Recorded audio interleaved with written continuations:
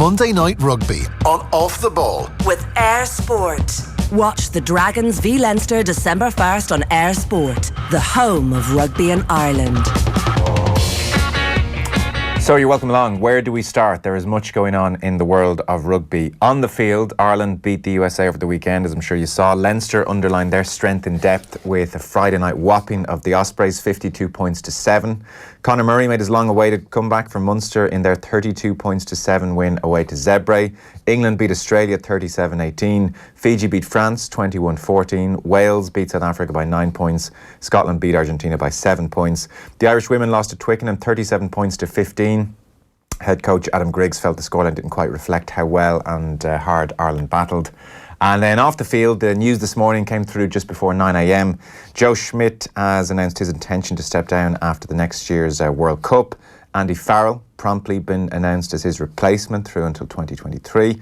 Last night in Monaco, Johnny Sexton became just the second Irishman to win World Player of the Year. Had to ask Rory Best to read his thank yous off a phone because he lost his voice. Joe Schmidt, incidentally, was named Coach of the Year.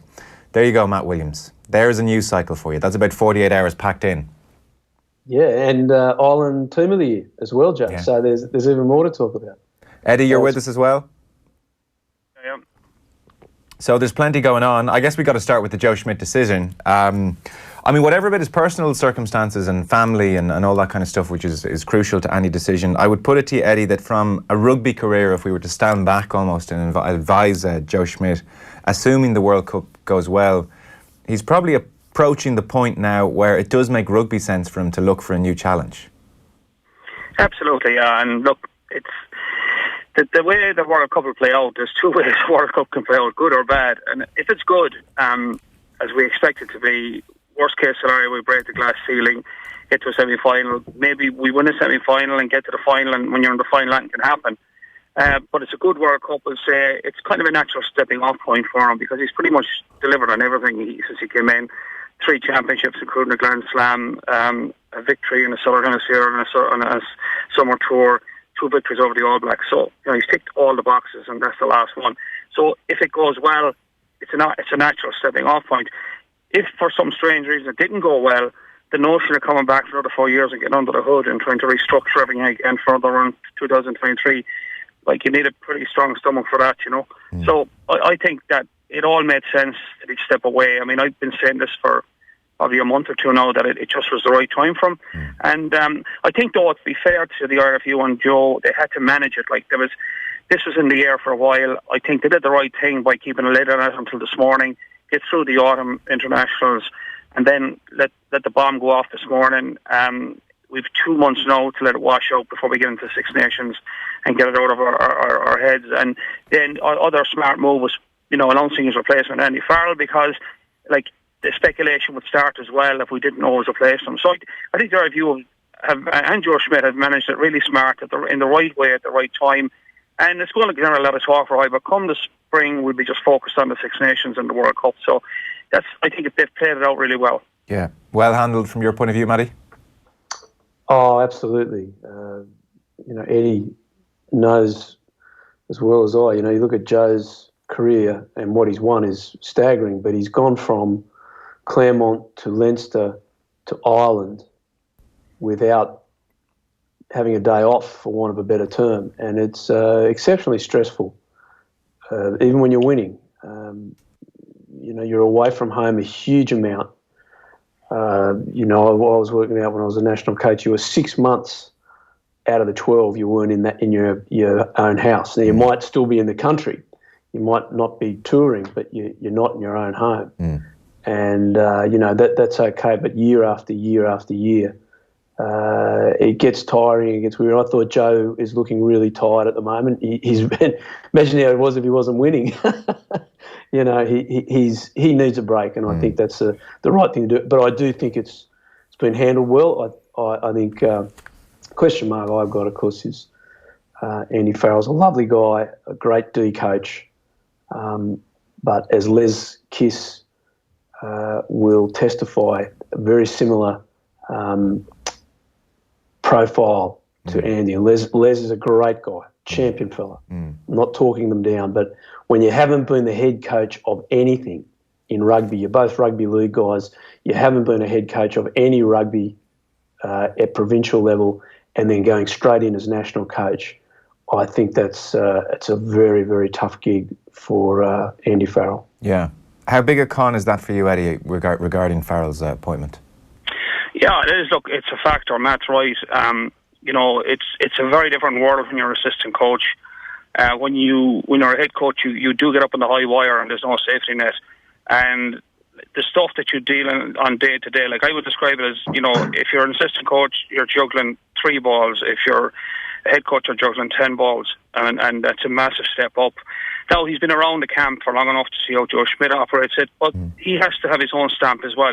He can't just replicate Joe Schmidt's way of doing things. He has to be his own way. Every coach wants to put his own stamp on how a team plays, how a team prepares.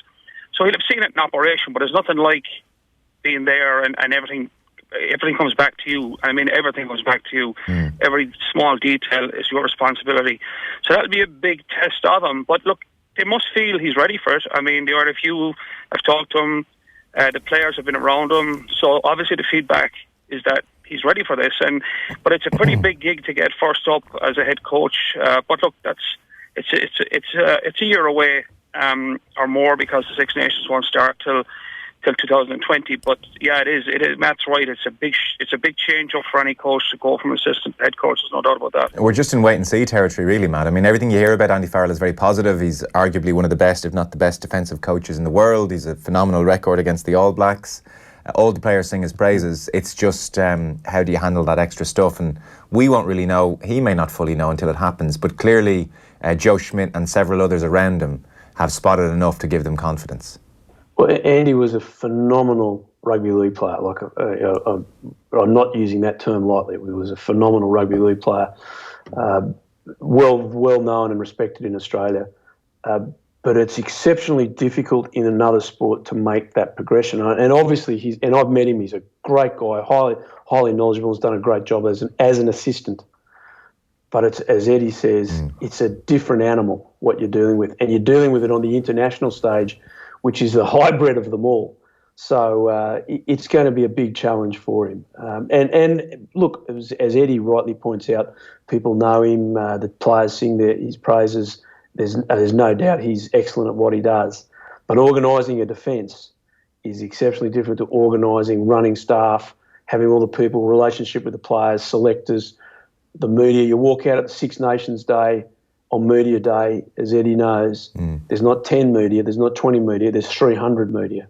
It's huge. It's a scale that's beyond what people imagine. And so I'm not suggesting it's beyond him. I'm suggesting that it's a brave step. And for those reasons, is it easier to transition from, I guess, being an assistant type coach or a defensive coach into head coach role at provincial level, the way Schmidt did it from Claremont to Leinster, than it is to go to international level? Look, we all make mistakes. Yeah. All of us when you coach, you look back over 10, 15, 20 years and you look at one day and you go, oh my God, I stuffed that up. And we all make our mistakes, but hopefully you learn from them. And when you've got the opportunity to do these roles in other areas, you learn and grow, and you move. But when you're stepping straight up into that big spotlight, as Eddie said, with no safety wires, when you make a mistake, it's writ large. And you just need that experience. And he might be fine because he's got such a great experience as a high-level player. He's been around a lot of different teams. But if you look at Les Kiss's experience, it just didn't work for Les, and that's really sad for him because he's a great guy. He's given a lot of time to the game, and you just hope, for Andy's sake, that works out well. Yeah, and for everyone's really. I mean, it'd be a miserable time if it didn't. It was curious, Eddie. I don't know if you saw the wording of the Joe Schmidt press release just before 9 a.m. this morning, and one of the lines he had was, "I've decided to finish coaching, and I'll prioritise my family commitments after the Rugby World Cup in 2019. It was a curious wording for sure, that he didn't just say, I'll finish coaching Ireland. He said, I'll finish coaching and will prioritise family commitments after the Rugby World Cup in 2019. So It could be just, as I said, a curious wording, slight mistake. It was interesting, the New Zealand Herald have turned it into like front page story over there, and Schmidt, All Blacks blow, he's retiring from coaching, full stop. I didn't quite read it that way. I mean, you certainly got the sense his hand could be twisted. He's talking about family commitments after the World Cup 2019. He's not talking about the next, 10, 20 years of his life. No, I doubt it. Look, again, he's got to manage this because if he said he's going to look in other places for other opportunities, then, the rumour mill will start. Yeah. And that's the last he needs now, a year out of a World Cup, to have all sorts of stuff floating around that he's going back to Claremont or he's going to the All Blacks, So he's taking a break. No, I don't think he's been disingenuous. I think he probably is. As Matt said, it's a tough gig. There's non-stop. You play 10 games a year, and people think you work for 10 weeks. And you spend the other 40 getting ready for the 10 games. And he works very hard. He's a very detailed guy. Like a lot of us, he's got the coaching bug, and you don't walk away from that. Like it's part of your DNA.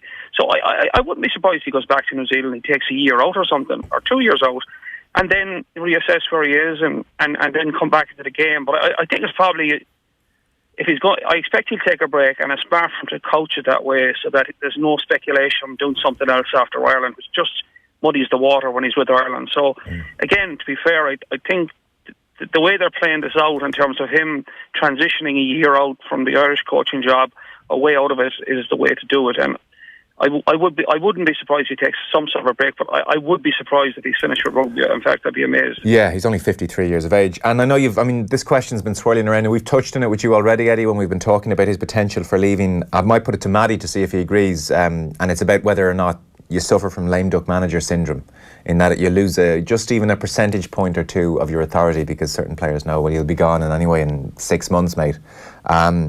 Most people feel Schmidt, of all people, given the stakes that is the World Cup as well, and just how brilliantly regarded he is, that's not going to be an issue for him. The players are completely invested in everything he says. Yeah, I don't. Sorry, Joe, is that to me? It is, yeah. Eddie certainly doesn't think that will be an issue, I know, from speaking to him recently. I'm with Eddie, yeah. No, look, he's such a great coach. Look, these guys want to win a World Cup. And the World Cup tends to be an end point for a lot of people. Yeah. You'll probably, I don't know this in any way, but, will Rory Best go on? Where does Rob Kearney go? Where do these guys? The World Cup tends to be that end point for a lot of people.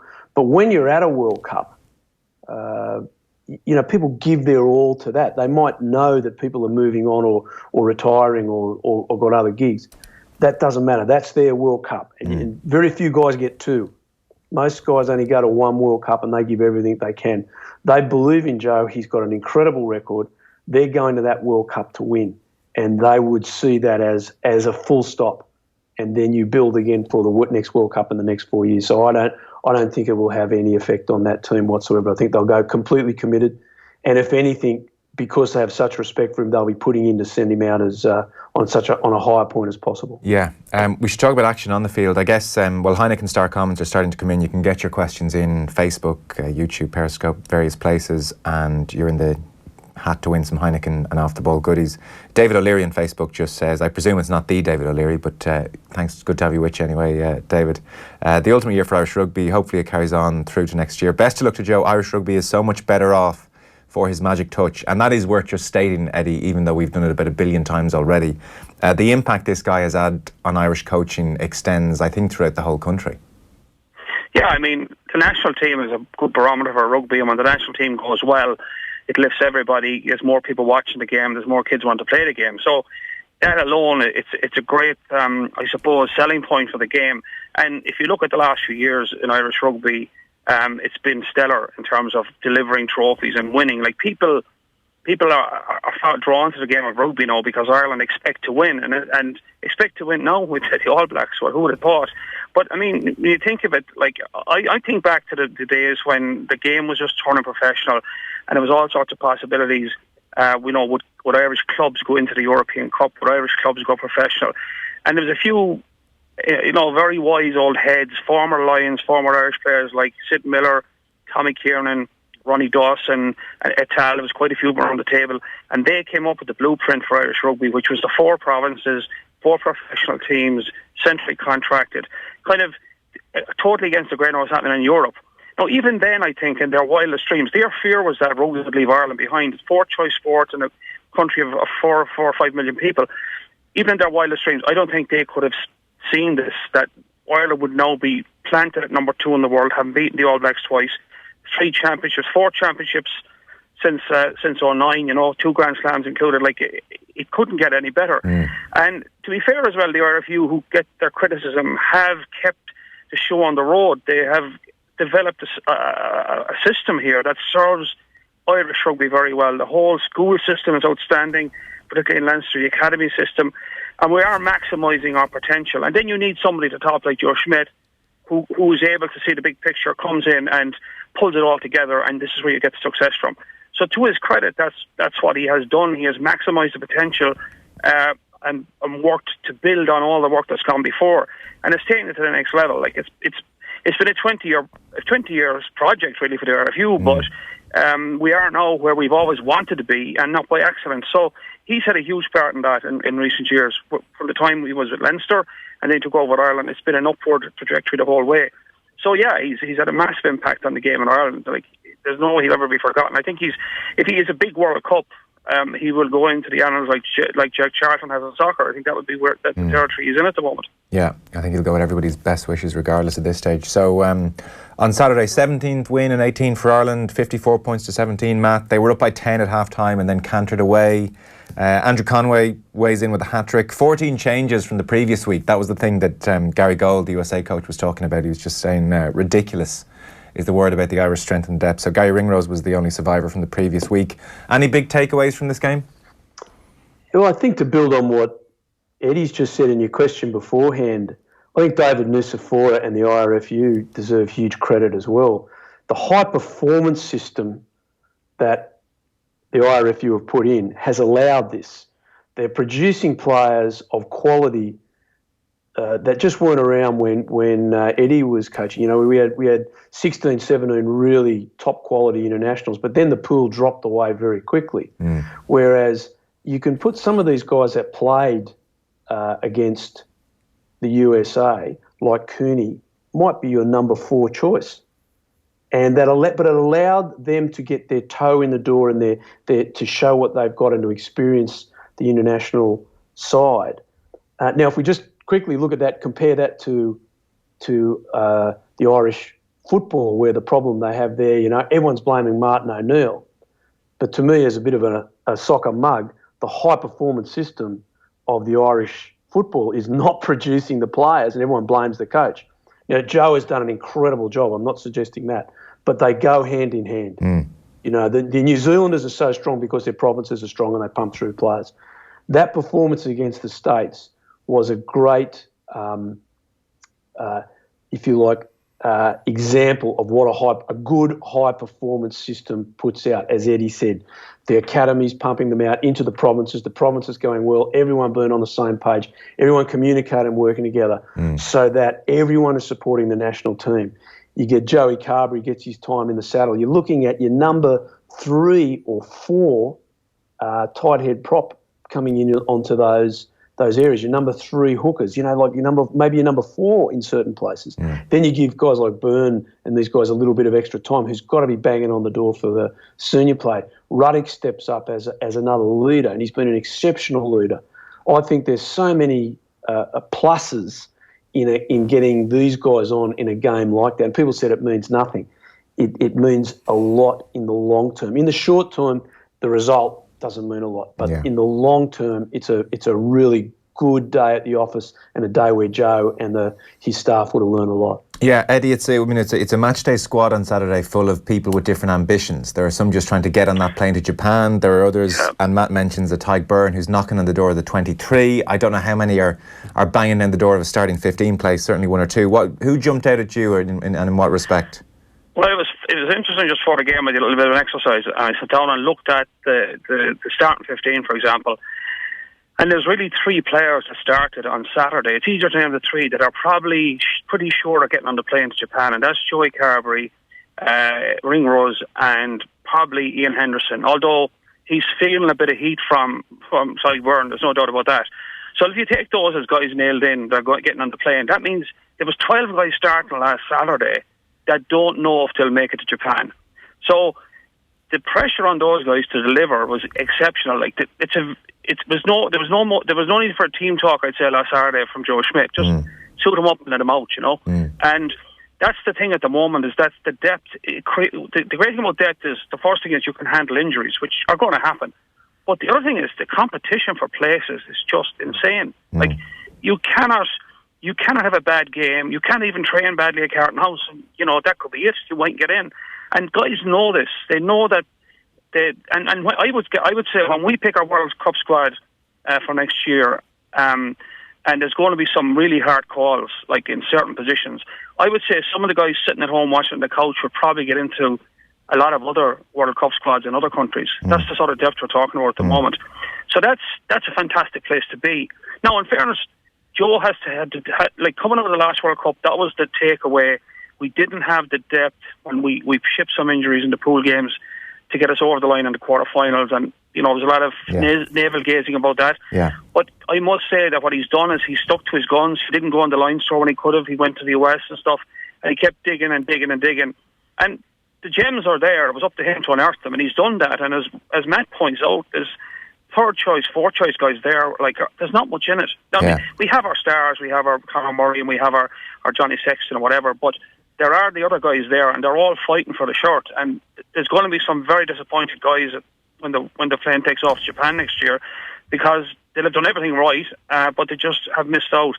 And that competition for places, it's almost impossible to get anything better than that in terms of getting people to play out their skin every chance to get. Yeah. And that keeps the pot really boiling all the time. And for you, did anyone, Eddie, add to their credentials?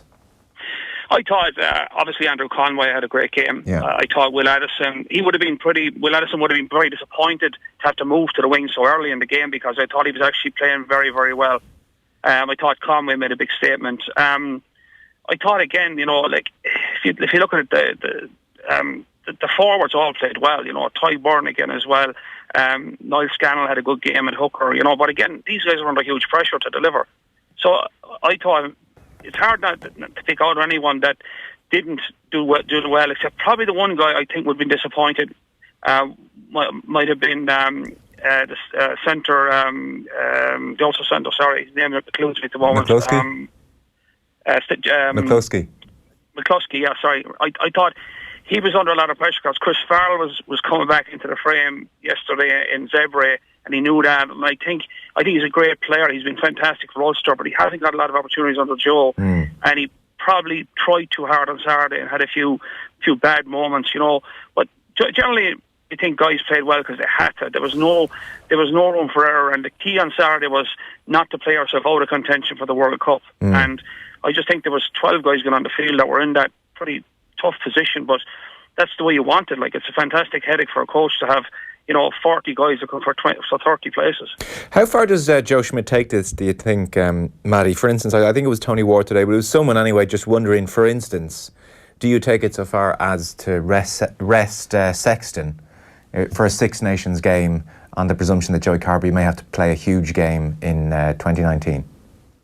Very, very interesting question, Joe. I was thinking about this after we chatted last week, and in some ways the World Cup is structured at a disadvantage for the Northern Hemisphere. What do I mean by that? It means that the Southern Hemisphere now don't have that. They've got some rugby coming up, but really that's warm-up games for the World Cup. So the championship will be a truncated championship next year, and they'll have games in, you know, June, July leading up to the World Cup. Whereas the Northern Hemisphere has the Six Nations, then they'll have a break. Everyone's got club stuff, and Ireland will hopefully have clubs at the business end of the season, and then move on into some warm-up games for the World Cup. So Johnny Sexton and the leaders of the Irish team, they've got a lot of big games in front of them, whereas, say, the Wallabies and the New Zealanders, they'll be rested at the beginning of the Super Rugby. They'll get some time off here and there. They'll be managed through that period. So can you do that? Yes, you can. Joe showed his hand pretty much when he went to Australia, because that would have been where you would have rested them. Now, he wanted to go down and win and make a statement. So he's on the dilemma. He's got to weigh that up. Is performing and winning in the Six Nations, getting confidence and belief, is that more important than resting and moving players forward? The reality is, I think you've got to weigh it up as you go along. What game would you rest them for? Italy are just bloody awful at the moment, so you could rest them for the Italy game. Yeah. But next year's Six Nations, there's not a lot between the teams. I actually thought until Saturday France had improved enormously, and then I was glad I didn't say it because I was proved wrong. But it's going to be a tight championship with the exception of Italy. So where do you put that in there? You know, England are a real threat. Do you want to give England confidence and self-belief? Especially first day out in the championship as well. You know, you want to get at least some momentum and keep the whole thing alive for everyone. But I'm sure he's thinking about it though. Yeah, well, I think you'll want to. Playing England, I think, is different. Whoever wins that's got a strong chance of winning the championship. Yeah. So there'll be everyone in for that one, and where do you go for the rest? And you've got to manage that and see it through. Yeah. And it's a great question, and there's not a straight answer for it. It's going to be one that we're going to have to weigh. And the other question that will have a big impact on it is how much improvement can Joey Carberry put into his game between now and then. Yes. He's got a lot of games to go. Yeah, it's true. We asked this, Eddie, in the context of Johnny Sexton being named the best player in the world last night in Monaco. An extraordinary achievement, a brilliant personal honour for him. First Irishman since Keith Wood, just the second ever to win the accolade. So it's an amazing thing. He has, he's done it through lots of different ways, and he's had brilliant coaches as well. But ultimately, you feel he's almost... through force of will, shaped himself year after year after year, and is playing the best rugby of his life now at 33.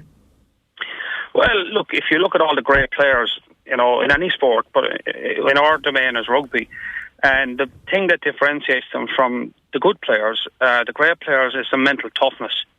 And mental toughness is the ability to deliver on the big occasion under pressure. And like the moment, like Johnny's had a phenomenal season. Like when you think with, you know, winning the European Cup, winning the Pro 14, winning the or the Pro 12 as it was, winning the Grand Slam. You know, towards, like, he's had a phenomenal year. But the moment that sticks in my mind is the Paris game. Like, there was the Grand Slam, like, sliding off the table. It's trucking down rain. He works the team out of our own half, which includes a cross kick. Yeah. Like, talk about the cojones, like, to cross kick the ball to Keith Earls, because if that goes out in the full, the game's over. Yeah.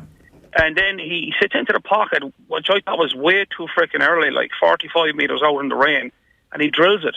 Like, that's it there. That's class. Like, that's that mental toughness. Like, the guy who's, when the chips are down, he says, give me the football, you know. And that's what makes him what he is. He's a competitive animal, like they all were. Keith Wood, Brennan Driscoll, Paul O'Connell, Ronan O'Gara. We've got to, like, I hate saying it because you leave somebody out. But Johnny is in that, like that. He is just such a competitor that, like, he wanted that football in Paris at that moment, and he said, "Like, give it to me. I'm going to knock it through here." Not a lot of people will be up for that, you know. And that's what makes him stand out as a great player. That's what makes him feel good and great. And I was great. It was delighted for him, because at the end of what's been an extraordinary year for Irish rugby, he's been at the epicentre of it, and he deserves all the plaudits he gets. Yeah, and I think he's getting lots on them. Eddie, I know you have to run. We're going to keep Matt to talk about events at Twickenham, but thanks a million. Cheers, all the best. Eddie O'Sullivan there. We are here with thanks to Eir Sport, the home of rugby in Ireland. So Matt, let's talk about Twickenham.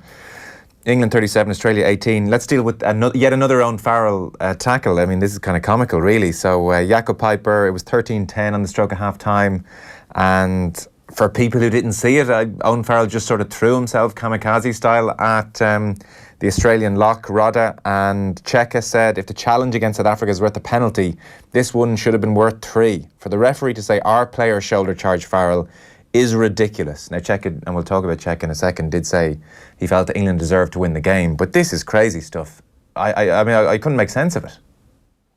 Well, Joe, I think the only person who couldn't make sense of it was referee Piper. Yeah. It was a act of foul play that stops a try. Under the law, that's a penalty try and a yellow card. There's just no grey area. He hit him. He mistimed it, but it doesn't make any difference. He mistimed it, hit him with the wrong shoulder. So he's coming in. It should have been a left shoulder tackle for him. He hit him with his right shoulder because he mistimed the line. He was running too fast, took a step out. But he made full collision with him without putting his arm out, attempting to make a tackle by lifting his arm. He just hit him closed up and knocked him off his feet. Now, Rodda's a big man. Rodda's 6'7". and he hit him that hard, he stopped him exactly where in his tracks and knocked himself off his feet. It doesn't matter. It was a terrible decision. And you know what? Let's forget the try in the grand scheme of things. And I think Owen Farrell's a really fantastic player. He's Johnny. All the things that Eddie just said about Johnny Sexton is Farrell. Like, he's a winner. He's dedicated. He's hardworking. He's brave. And that sort of guy. Give me the ball. So he comes along and was brave enough to take on that big man to take him. But the message that sent out, the 2 times he's done shoulder charges, even though they might be mistimed tackles, and I'm certain they are. I don't believe that he went out on each occasion to say, I'm going to do an active foul play. He got himself in a bad position on both occasions. Yeah. But both were penalties, both were yellow cards because they were reckless. They were not deliberate, but they were reckless. It strikes. Sorry, Joe. That message to young kids and to the rest of the sport, we can't have that. Referees cannot let that go. Yeah. Well, as you were talking there, I was going to say, it strikes me that it might occur to players now going forward, especially if there's a big size differential, as there was on Saturday, that if you feel, well, I just can't stop this man giant walking towards me and it's going to be a certain try anyway, I might just fling myself at him Farrell style and hope it does the job, and I might just get away with it as well. Yeah. Yeah. Well, Joe, I certainly hope not, but you got to say, the referee blew his whistle and watched it on the big screen, and I'm watching it on TV and just saying, well, yellow card, penalty try, like there's no doubt about this. And I just was staggered at the decision. We'll get on to Australia in a second. For England, that's a 3rd win in 4 now. Their 1-point defeat to New Zealand was certainly no shame in that either. So they finished the year with a 50% winning record. There was a time when they had lost 5 in a row and this thing looked like it was absolutely done. So it seems like Jones has turned the ship, really, and he talked about looking forward to Dublin, said you can be the best team now, not win the World Cup, and not win the World Cup. We want to be at our best during the World Cup. You know, so he's back actually to talking about winning the World Cup again, and he hadn't been for about 8-9 months. Talked about the importance of that South African trip in the summer. He felt it bred a sense of togetherness back in the squad again after a terrible Six Nations. So do you think England are coming again in 2019? I think they are, Joe. I think this time last year, Eddie and the whole of English rugby lost the run of themselves. They were bragging, they were being cheeky, they were being disrespectful in every sense. And they just thought they were going to steam the Six Nations and run out. And if they keep that mindset, and England over the last, I've got to say 10 years, probably since like Woodward and Ashton, the influence, the coaches, Woodward and Ashton as coaches, their influence came out of that squad. I felt England have been up and down and up and down. We're world champions, we're rubbish. We're world champions, we're rubbish. They need some evenness in there. Now Eddie's comments coming out again like that, whether that's just to his own market, I don't know, but that's crazy stuff, you know, because that's exactly where they went wrong.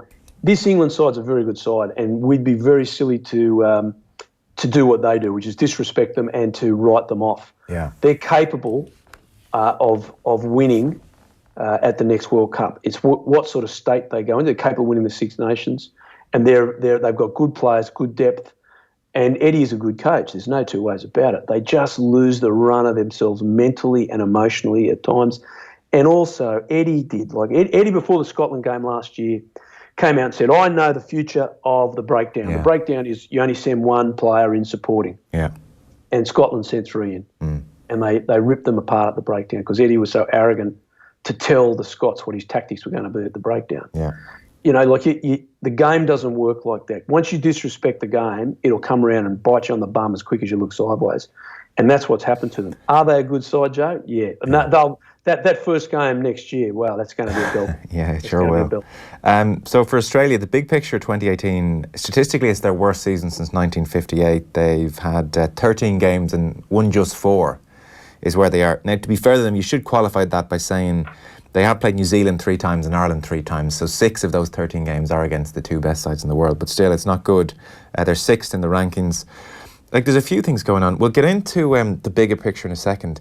Just even as I was watching the game on Saturday with your words from Wednesday ringing in my ears, where you weren't expecting big things, and even just in the first 3, 4, 5 minutes, honestly, it was some of the worst exit strategy you'd ever see from any team. Australia were almost giving away tries in their own try line in the first 5, 6 minutes.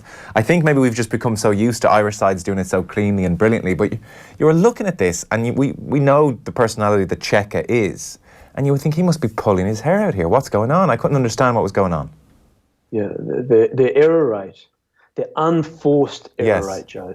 So it's different between an error rate, like, putting pressure on you, make a mistake. When no one's putting pressure, you're just making errors yourself, is through the roof. Their penalty count is through the roof. You look at that game, the tries, they just fell off tackles. Yeah. So Haylett Petty had, he just hit the big winger and the winger goes through, and they've been doing that all year. It's really interesting with a foot in both camps. Even though I'm in France, I've got a foot in both camps. Yeah.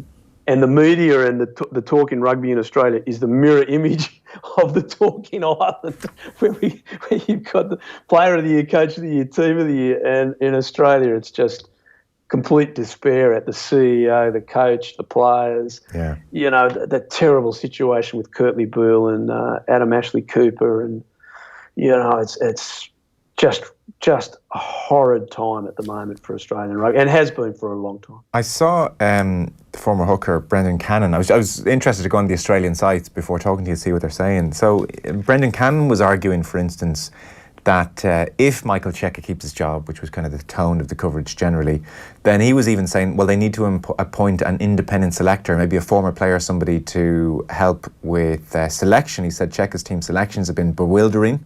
Said constant changes having a negative impact on the players. Bob Dwyer, coach in 91, has come out and said something needs to happen. And then Cheika, for his part, is talking about the Australian system and how he's met with the 4 CEOs of the Super Rugby teams and tried to put some things in place ahead of the World Cup next year, like some central preparation for the players. Like, it's not central contracts there. Again, our conversations have been about the system here, which has been so good. And you've Cheika talking about trying to get time with the players next year. So, like, there's all of that kind of is swirling around in the talk. I don't know what's caught your eye. That Cheika needs someone to help him pick the team? Yeah, well, look, Brendan Cannon's a lovely guy, but he's a Queenslander, so let's draw the line at that. Okay. No. And Bobby Dwyer, his nickname at home is Barbed Wire Dwyer. And Bob's just, he's been chewing on lemons too long. He's bitter and twisted at the moment about he wants to get the call up to come back and take the team, and Bobby's 75. Right, okay. Look, but all those people are part of the conversation, which is the trouble for Cheika, I suppose. And look, that's what happens when you lose. Yeah. That's what happens. Cheika comes out his first time, but Waratahs win the Super Rugby for the first time, my old club, and I'm delighted. They go and they make the final of the World Cup, and we don't have a lot of players. But again, now the team's not performing well, and I fully understand what you're saying, but it's been a horrific season. It has been a horrific season. But the high-performance system in Australia, as Joe, as you know, I've been telling you this for a long time, is ruptured. Yeah. It's not functioning, and people are not addressing that problem. Just like you said, I'm going around, the head coach is going around talking to the 4 provinces. Now, time won't let us get into it, but the provinces are not, they're not against the Wallabies, but they're not pulling in the same direction as the Wallabies in some instances. Yeah. Not all instances, but in some instances. The sacking of the Perth